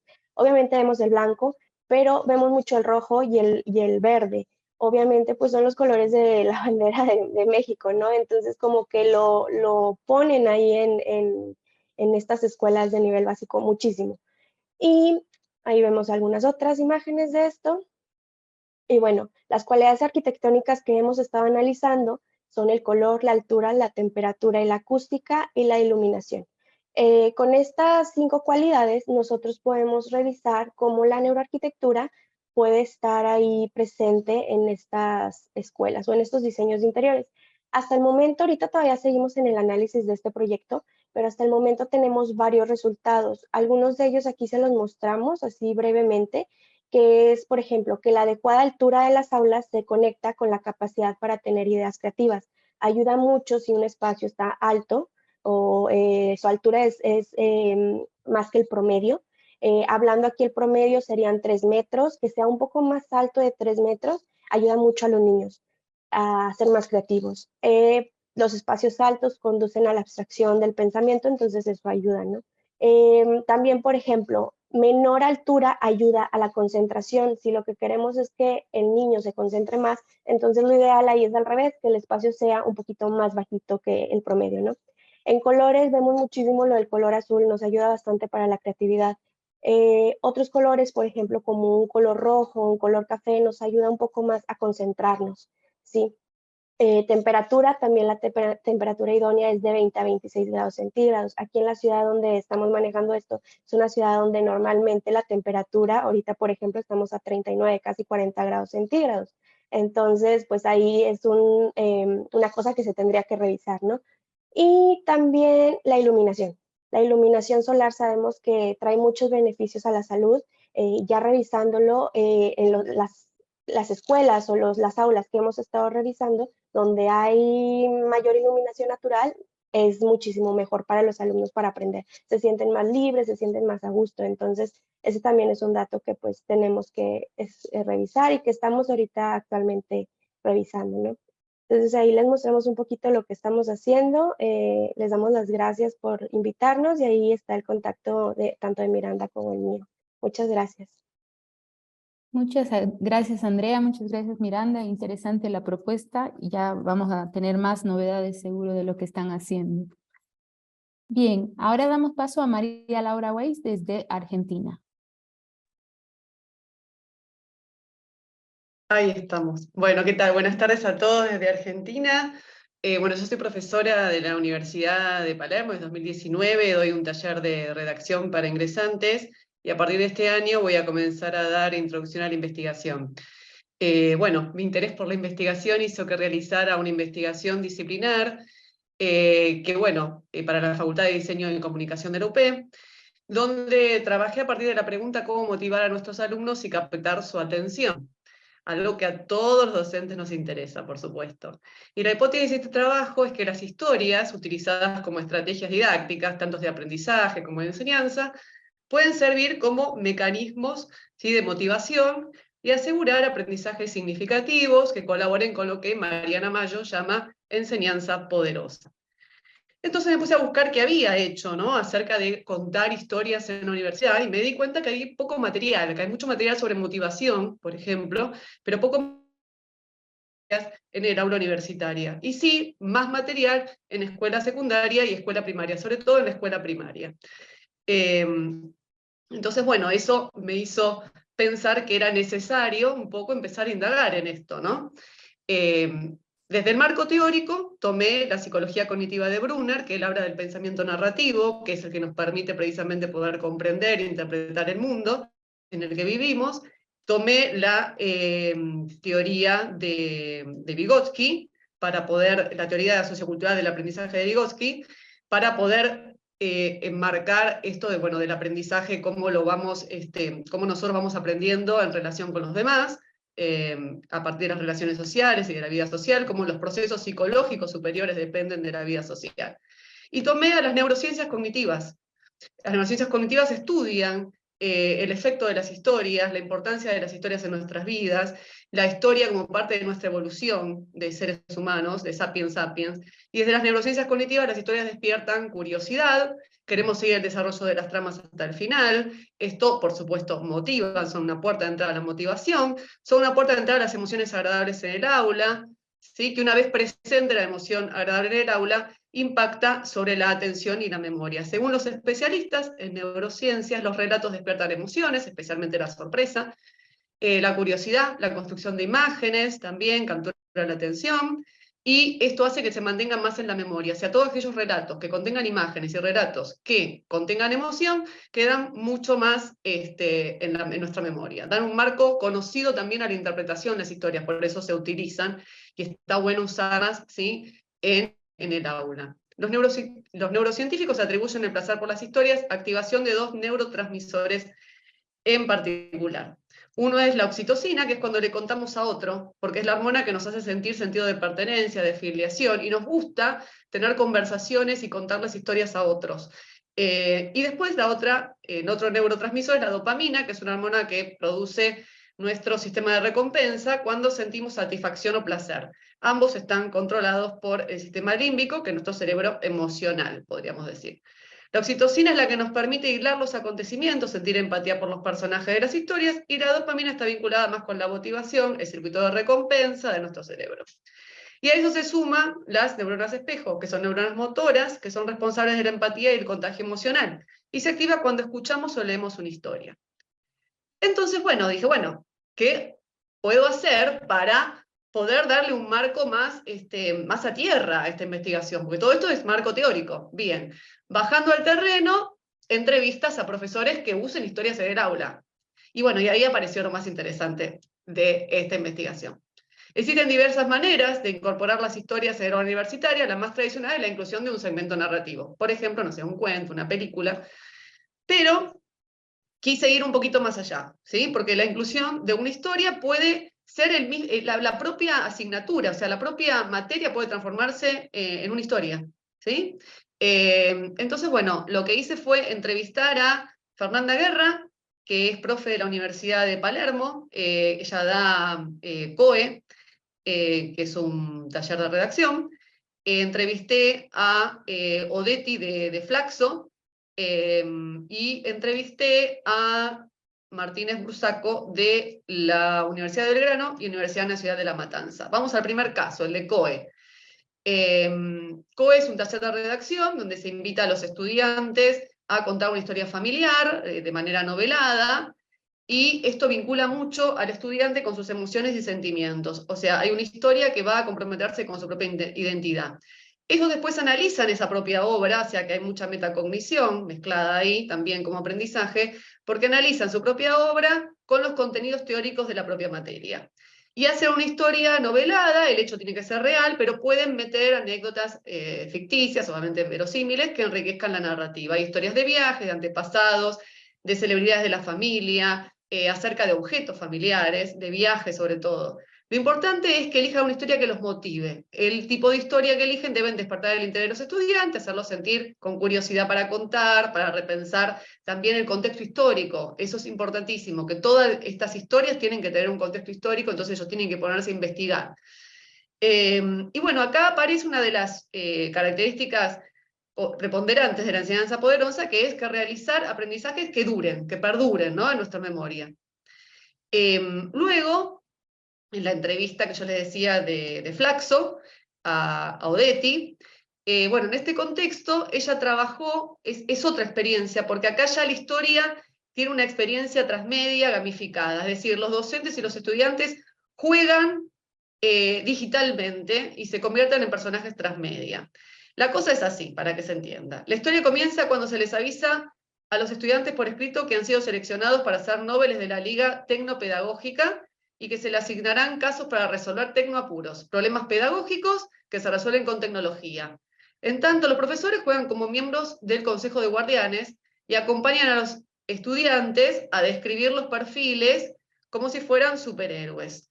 Todo es muy performativo, todo es un entorno preparado para que parezca un videojuego. Se forman grupos de estudiantes en función cada uno de un caso, un problema en particular, lo que hacen es resolver estos tecnoapuros. Un tecnoapuro, por ejemplo, un adolescente, un centro de estudiantes pide ayuda para hacer una jornada de educación general. Entonces hay que resolver ese caso. Entonces esto hace que los estudiantes tengan 48 horas para poder contactar a ese personaje que tiene ese tecnoapuro y hacerle una propuesta en 72 horas presentándole una solución. Los docentes que están en este consejo de guardianes hacen de coach, no hacen correcciones, sino que guían el proceso, pero ni siquiera pueden ser llamados profesores. Una vez finalizada la propuesta, el grupo le ofrece al personaje los recursos que ideó y arman una secuencia didáctica. Bueno, las narrativas transmedia atraviesan las vidas profesionales de estos estudiantes de posgrado, de tal manera que el aprendizaje se vuelve un juego y un gran desafío, porque esto dura 5 semanas. En alguna medida esta experiencia transmedia gamificada utiliza el análisis de casos, el aprendizaje basado en problemas, y acá aparece otra característica fundamental de la enseñanza poderosa, crear oportunidades para la imaginación. Y el último caso es el análisis de casos utilizado por Martínez-Bursaco como métodos con sus alumnos y alumnas en la universidad para técnicas de capacitación gerencial, es decir, para poder resolver problemas dentro de una organización. Entonces, Martínez-Bursaco explica que es raro que existan respuestas correctas o equivocadas, que todos los casos están incompletos, y eso está bueno porque los alumnos lo que pueden hacer es como idear nuevas propuestas, completar ese caso que está incompleto o que está mal resuelto muchas veces. Y a veces se trabaja con casos cerrados, pero no es lo que él hace, ¿sí? Los casos cerrados son más pautados para los estudiantes. Él trabaja con casos abiertos donde ellos puedan intervenir más con soluciones. Lo somete a preguntas críticas, se comparte en un estilo foro, como hace la UP, con los proyectos. Entonces, bueno, los demás estudiantes van aportando ideas y soluciones a los casos que tienen los compañeros, y de esta manera empiezan proyección para su carrera, digamos. Bueno, acá se da también mucha colaboración, mucho trabajo en grupo, entonces aparece otra característica importante, que es mirar en perspectiva, poder ampliar la mirada a partir de la perspectiva de los demás. Bueno, como conclusión, no todas las historias sirven, ¿no? El hecho de contar historias no es bueno en sí mismo, es decir, tiene que tener un sentido pedagógico, tiene que tener, no dejar a nadie afuera, eso es muy importante, que la historia que se cuente es traumática. Si van a novelar una historia de vida, los estudiantes tienen que ir por una historia que sea traumática y dolorosa, porque la tienen que pasar bien. Eso es importante, que las emociones sean agradables en el aula, que no se active el sistema de amenaza de los alumnos, sino la dopamina. Eso muy importante. Después, aprenda, es importante poder comprometerlos con una historia, están identificados, que se sientan parte. Las historias deben venir de un autor para que la expectativa no fracase, eso me lo subrayé porque me pareció muy interesante. Tomar ventaja del suspenso, tomar ventaja de que conocemos la estructura de una historia y eso nos hace comprensible, o después por ahí el dato o la información que se dio en una clase. O sea, es más fácil después recuperar información si estuvimos trabajando con una historia, por ejemplo, que sea emotiva o que despierte emoción. Es importante tener a mano historias para trabajar en la clase, no solamente metáforas, también, bueno, hay libros, como se llama La culpa es de la vaca, que es una publicación que reúne anécdotas, fábulas, parábolas, etc. Se pueden también tener un diario con historias y poder relacionar siempre el material del estudiante es lo más importante del uso de una historia. Para poder crear ese compromiso afectivo, que como observa Maggio, la enseñanza debe conmover para dejar una huella, que es lo más importante, que los estudiantes se puedan ir sintiendo y no solo pensando. Y esta es la verdadera lección de la educación perdurable. Por eso, utilizar historias, si no lo están haciendo, empiecen a hacerlo, porque parece ser que es una excelente estrategia de enseñanza y de aprendizaje. Cariños desde Buenos Aires. Muchas gracias, María Laura, muy interesante. Bien, ahora vamos con Carla Sequera desde Colombia. Buenas tardes a todos y a todas, espero ser concreta. Voy a compartir mi pantalla. Ahorita en un momento. Voy presentando, soy Carla Liliana Sequera Vargas. diseñadora gráfica, licenciada en Artes Plásticas y Visuales y magíster en Recursos Digitales aplicados a la educación. Laboro con el Servicio Nacional de Aprendizaje, SENA, la Regional Santander, los saludos de Bucaramanga, y una de mis experiencias es trabajar con docentes, con programas doble titulación, integrados con colegios, articulados con colegios, donde uno encuentra bastante, digamos, tema en los que uno como capacitador, formador, puede ayudar. Voy presentando, entonces voy a tomar unos antecedentes. Mi participación es sobre la creación de recursos educativos digitales, educación siglo XXI, el diseño en la didáctica digital. Para esto requerimos ciertos antecedentes. Desde los grupos de investigación estamos proponiendo capacitación para docentes, desde la alfabetización digital, donde tomamos las herramientas digitales y las aplicamos en cualquier contexto. De ahí venimos con las competencias digitales en docentes, como la doctora Soto nos mostró, la doctora Soto que nos presentó su participación, parte de Perú, dice, bueno, se divide en 5 grandes áreas las competencias digitales: información, alfabetización, informacional, comunicación y colaboración, creación de contenidos digitales, seguridad y resolución de problemas. En este caso, nosotros estaríamos en la creación de los contenidos digitales con un propósito. De estas competencias, digitales, venimos o toma forma la didáctica digital. O sea, todo cambia a partir del siglo XXI, de la pandemia, de la actualización de la información en la nube, de todas las aplicaciones que salen y realmente, digamos, hay una infoxicación de la información porque todo el mundo quiere aprender, todo el mundo quiere hacer, pero no hay un camino. ¿Qué proponemos nosotros? Creación de contenidos digitales con el fortalecimiento de las competencias tecnológicas en docentes a través de las TIC, tecnologías de información y comunicación, que lo que me dan es la gestión de la información, cómo yo vengo y en entornos personales de aprendizaje utilizo y administro la información de los contenidos, de lo que voy a crear. Están las TAC, que son las tecnologías para el aprendizaje y el conocimiento, que nos permiten construir ese conocimiento. O sea, ahí vemos la importancia de las herramientas, ya las hemos visto, perdón, con algunos panelistas hoy, que han puesto sobre gamificación, que han hablado precisamente desde el ser, hacer, desde el saber ser y desde el, digamos, crear. Y están las TEP, que son las tecnologías del empoderamiento y participación. ¿Cómo vamos a conocer lo que nosotros estamos creando? ¿Cómo lo damos en las aulas? ¿Cómo gestionamos esa información y esa creación de contenidos? Los elementos que nosotros proponimos en la construcción de, digamos, de recursos educativos tienen 5 elementos que son los objetivos. ¿A dónde quiere llegar el docente desde su área? Porque lo que estamos planteando es capacitación para docentes, fortalecimiento de competencias digitales a través de grupos de investigación. El SENA, voy a tomar acá un momento, el SENA es el Servicio Nacional de Aprendizaje en Colombia, una empresa que forma en competencias laborales gratuitamente a los colombianos. Somos 33 regionales, 120 centros de formación, desde formación operaria, técnica, tecnológica, estamos con especializaciones tecnológicas, obviamente también integrados con la educación media. Continúo. Desde los elementos tenemos, bueno, objetivos, a dónde se quiere llegar, a dónde quiere llegar el docente, contenidos, tema del material didáctico que vamos a trabajar, a qué tipo de población, porque es que hoy he escuchado partes muy interesantes, pero todo desde aparentemente donde no hay brechas educacionales. En este caso en Colombia hay una brecha educacional grande, pero sobre todo ahora una brecha digital también. Y entonces es participar, colaborar y ayudar a esta nueva generación de docentes, digamos, sobre todo en las áreas rurales, para que creen sus recursos, ya sean online u offline. Está la población, a quienes va dirigido los recursos educativos que se crean, el contexto, dónde se van a utilizar, en qué provincias, en qué lados, y la didáctica.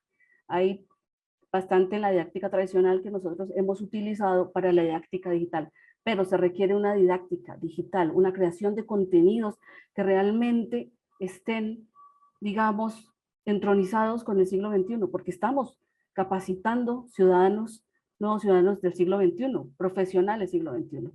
Como decía un compañero panelista, nativos digitales, migrantes digitales e inmigrantes digitales.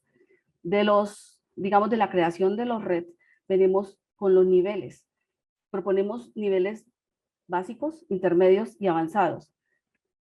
Entonces, luego viene, concluyo con esta infografía que creé, donde nos muestra que la última parte es el red.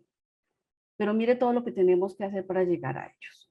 Como docentes, formadores, instructores, tutores, requerimos un fortalecimiento en las competencias digitales. Y empezamos desde abajo. Entonces tenemos que saber qué es un EVA, un AVA, qué es un PLE, qué es un OVA, un OVI, un REDA y un RED, y cómo potenciarlos desde nuestras aulas. Muchas gracias. Como dije, les hablo Carla Sequera. Gracias. Muchísimas gracias, Carla. Muy interesante. Puedes compartirnos tus datos a través del chat. Estamos acá en el Instituto Superior de Diseño de La Habana para presentar el proyecto Modelo Genérico de Evaluación del Diseño que se desarrolla desde el Centro de Estudios de Diseño. El que les habla, Orestes Castro Pimienta, y mi colega Ariane Valdivia Mesa. Este proyecto parte de una línea de investigación que es la evaluación del diseño, que se viene desarrollando desde el 2019, y contamos con entidades ejecutoras participantes, además del Instituto de Diseño, que es la Oficina Nacional de Diseño, y GeoCuba. A la hora de analizar la evaluación del diseño, ha sido un elemento importante determinar cuál es la situación problemática, es decir, cuáles son los elementos que requieren ser investigados. Entre ellos, la determinación de los tipos, formas y frecuencias de evaluación, y esto nos hace identificar una contradicción fundamental, una necesidad que es desarrollar los fundamentos teóricos y metodológicos de la evaluación propios del diseño en el contexto cubano. El objeto de investigación es obviamente la evaluación del diseño, y el campo de acción, la teoría y metodología de la evaluación del diseño. Hicimos una planificación desde el 2019 para ver qué elementos podían presentarse como resultados, y llegamos a la conclusión de que era necesario elaborar un modelo genérico de evaluación que tuviera los fundamentos teóricos y metodológicos que le son inherentes al diseño en Cuba.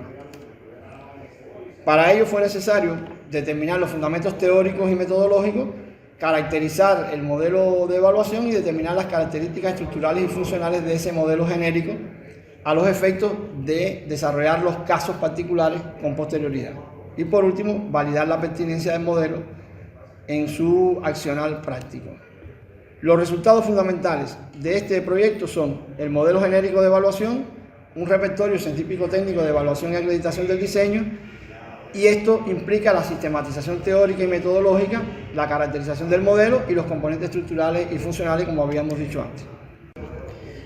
Para materializar los resultados se estableció y se definió una pirámide de investigación partiendo de la propia línea de investigación de evaluación del diseño, que permitió abordar desde ese proyecto de investigación un conjunto de temas de doctorado que serían las bases fundamentales que iban a enriquecer la propuesta. O sea, que también permitió o ha permitido el desarrollo de diferentes temas de maestría y a su vez relacionarlos con grupos estudiantiles, específicamente con trabajos de diplomas que también han hecho importantes contribuciones a los elementos teóricos metodológicos que hemos desarrollado durante este periodo. Tenemos en ese caso salidas como una guía metodológica de empleo del modelo genérico de evaluación en la formación de los diseñadores y la práctica profesional, 4 tesis de doctorado, 5 tesis de maestría, 8 artículos científicos y 2 libros en proceso y en edición. Este proyecto ha evidenciado un conjunto de impactos significativos. Primero, la contribución al soporte teórico del Sistema Nacional de Evaluación de la Calidad del Diseño en el contexto cubano. Un elemento importante es la contribución social que expresa en el perfeccionamiento de las prácticas evaluativas de los diseñadores y el trabajo cooperado entre entidades ejecutoras de este proyecto.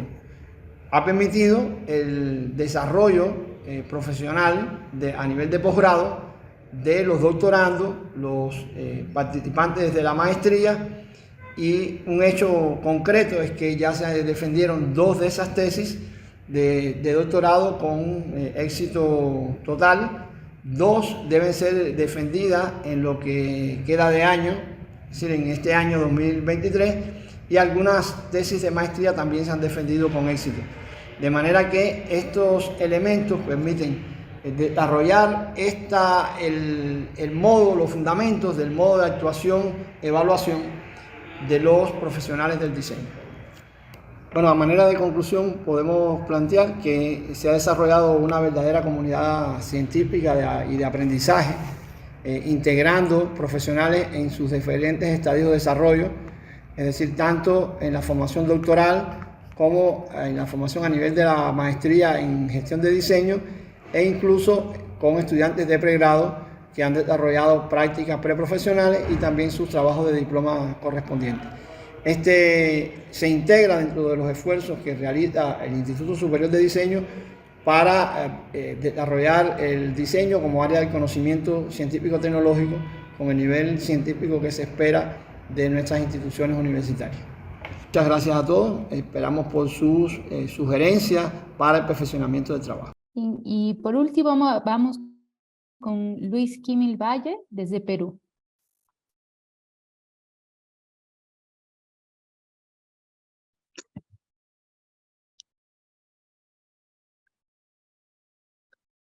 Muy buenas tardes a todos. Antes que nada quiero agradecer por la invitación a los organizadores de este segundo foro de investigación. Mi nombre es Luis Quimil Valle, soy artista plástico en la especialidad de pintura, diseñador gráfico publicitario y docente. Soy de la ciudad de Lima, Perú, y tengo el agrado de presentar brevemente algunos resultados de mi tesis de maestría Payay, la memoria gráfica en los tejidos de Chinchero, realizada entre los años 2020 y 2022 en la Facultad de Letras y Ciencias Humanas de la Universidad Mayor de San Marcos. Veremos brevemente. Estos son los puntos que voy a desarrollar en este momento para llegar a unas conclusiones. Según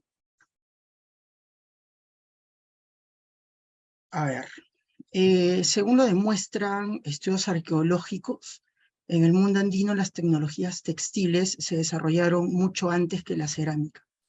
Para las culturas precolombinas fueron un medio de identificación, identidad, linaje, valores, creencias, y donde el papel del tejedor adquiere demasiada trascendencia.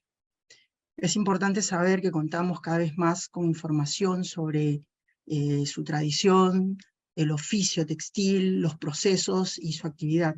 Sin embargo, debido a los escasos estudios, no tenemos una lectura clara de la continuidad de los diseños e iconografía en los siglos posteriores a las culturas precolombinas, desde la intervención occidental en este lado del continente.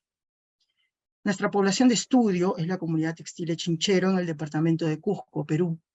Esta ciudad cuenta en la actualidad con un gran número de comunidades de tejedoras activas y es un eje textil en el Valle Sagrado de los Incas. Es por ello que vamos a presentar esta investigación y que tiene como propósito demostrar la adaptación de una memoria gráfica en los tejidos de Chinchero, para analizar las relaciones entre la actual iconografía textil y su vínculo con elementos visuales precolombinos. Utilizamos material historiográfico, así como literatura sobre sintaxis visual y semiótica, un largo trabajo de campo en el distrito, en Cusco, y en otras comunidades textiles del Valle Sagrado. Consideramos que esta investigación es importante para la comprensión de nuestra herencia cultural andina, tanto en su análisis formal como metodológico, desde la mirada del arte y el diseño. Pero pertenece o es parte de los actuales poblados del Valle de Urubamba y se encuentra como uno de los más antiguos centros precolombinos. Este distrito es conocido como la ciudad de Arcoíris y es la puerta de ingreso al Valle Sagrado de los Incas. Su importancia como antiguo centro urbano se ve reflejado no solo en los restos arqueológicos que posee, sino en sus costumbres y tradiciones que han perdurado a través del tiempo. Parte importante de esta investigación es determinar el trabajo de las tejedoras. Si el tejido tradicional ha podido llegar a nosotros, es gracias al legado de una extensa cadena de tejedoras, de cuyas manos y sensibilidad se moldearon narrativas gráficas que exponen historias íntimamente relacionadas con su experiencia de vida, sus creencias y su entorno. La trascendencia del tejido en Chinchero tiene una base histórica precolombina y de ser exclusivamente elaborada por mujeres. A la maravilla de tejer se le conoce en el idioma quechua como aguay. Sin embargo, su significado va más allá de la actividad en sí misma, porque también es saber escoger los hilos y materializar los diseños en el tejido. Mencionar aguay es conectar con lo más profundo de la tejedora, lo más profundo del ser, evocar y trasladar en síntesis gráficas emociones, ideas y sensaciones. El aprendizaje del aguay comprende un largo periodo que empieza desde muy temprana edad y se coincide que un promedio de 7 años y se extiende hasta la juventud para luego pasar a una categoría mayor de tejedora. En la última década, la comercialización de textiles se ha convertido en una de las actividades económicas más importantes de este distrito y de toda la región surandina. Esto debido a la recuperación del tejido tradicional que data aproximadamente unos 30 años atrás. Hoy cuenta con más de 50 centros textiles, cada cual alberga entre 10 a 30 familias de tejedoras, funcionan como cooperativas y en casi su totalidad son dirigidas por mujeres, ¿no? Es una formación importante, un matriarcado. Sobre lo que nos convoca, el payay. Existen patrones, diseños, colores, formas que caracterizan a determinada comunidad y que no se puede prescindir de transcribir esa identidad. Estos signos, si bien están supeditados a las características esenciales y preponderantes de su entorno geográfico, se relacionan con su conexión con la naturaleza, la tierra, los animales, la flora, etc. Como lo menciona la tejedora e investigadora Nilda Cayañaupa, payay es el término que se utiliza para indicar la acción de crear la iconografía en el textil. El diseño de un payay no se obtiene directamente ni se improvisa. Hay una estructura a seguir y su resultado final estará representado en la finura de la materia prima, la presión de los hilos, la correcta distribución de las formas y los colores. Además, la complejidad del diseño obtenido en sí mismo y la habilidad definitivamente de la tejedora. Voy a presentar rápidamente tres puntos importantes, 3 tipos de payay. Este primero se denomina loraipu. Los 3 son representaciones realizadas en mantas, denominadas yidyas en quechua. Cada una de ellas tiene un análisis formal, una interpretación actual, definitivamente, y una memoria gráfica.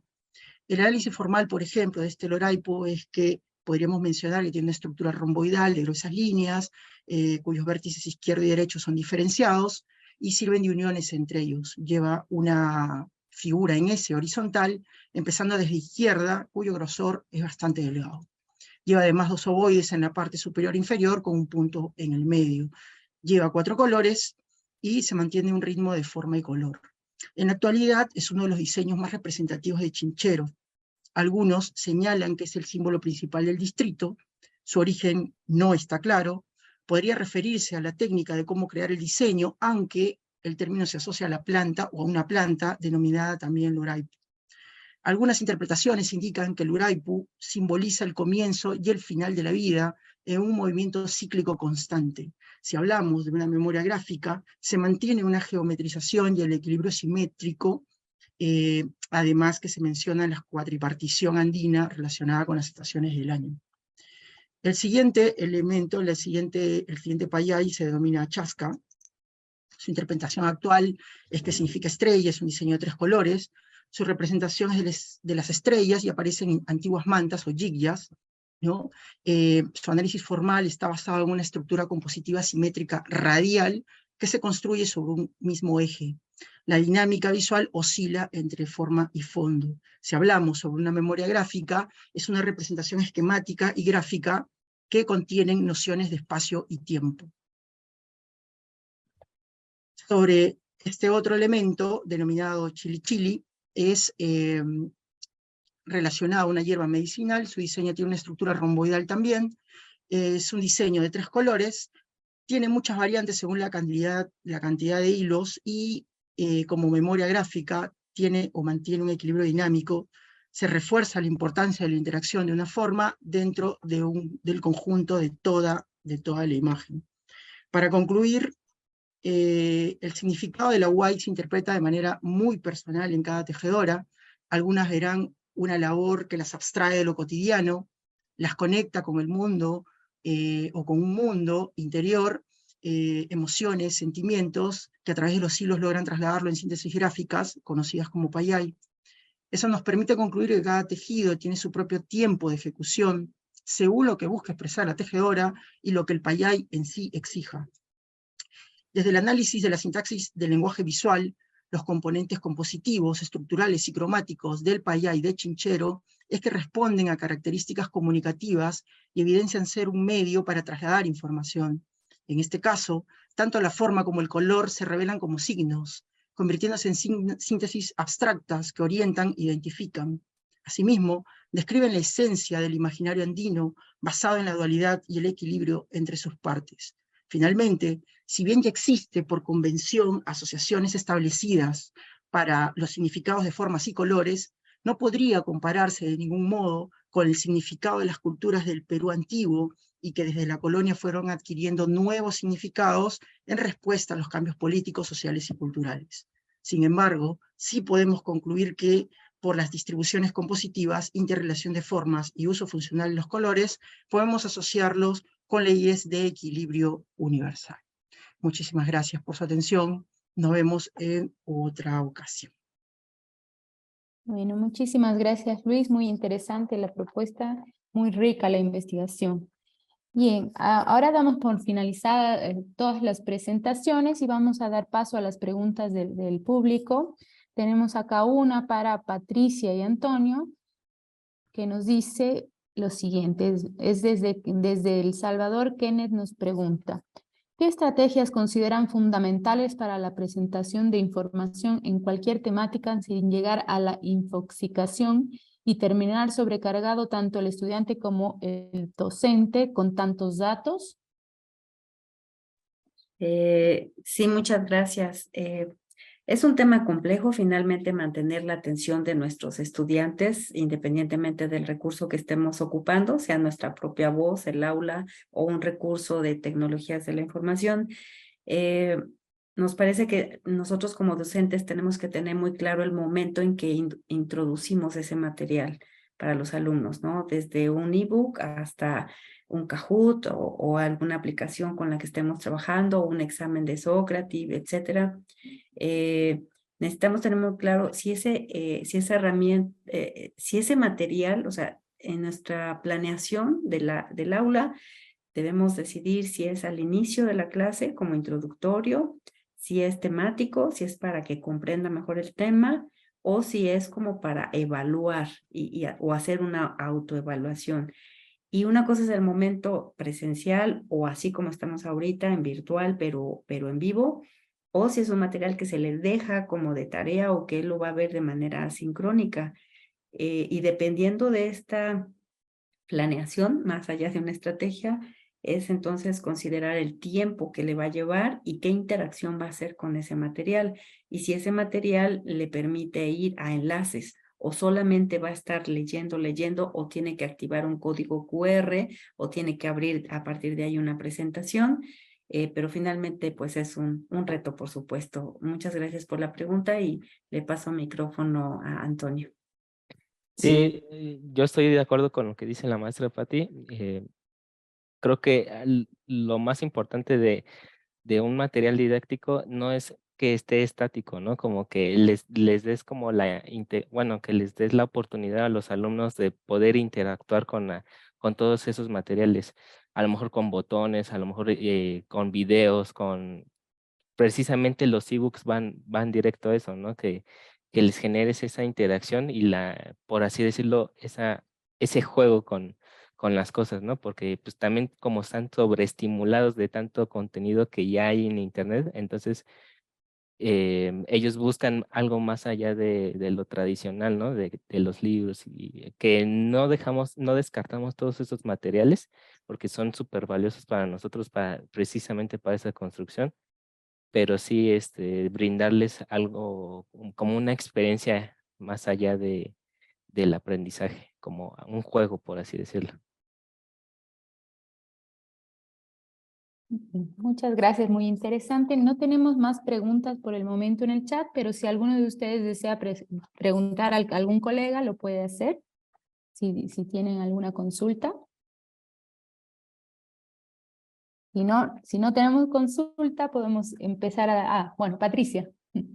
Sí, muchas gracias. Bueno, más que consulta, primero que nada, felicitar a cada uno de los ponentes porque de todos hemos aprendido. Nos llevamos, creo que hoy, reflexiones y un acervo importante, ¿no? Reconocer pues sus esfuerzos, su investigación, su participación, o como decía la maestra María Laura, ¿no? Esta como storytelling, ¿no? Que parece fácil, pero no, también tiene pues su método, su estrategia, y creo que todos los docentes estamos muy comprometidos con la formación de nuestros estudiantes con y sin tecnologías de la información, y pues bueno, felicitarlos a todos, más bien gracias por todo lo que compartieron con nosotros.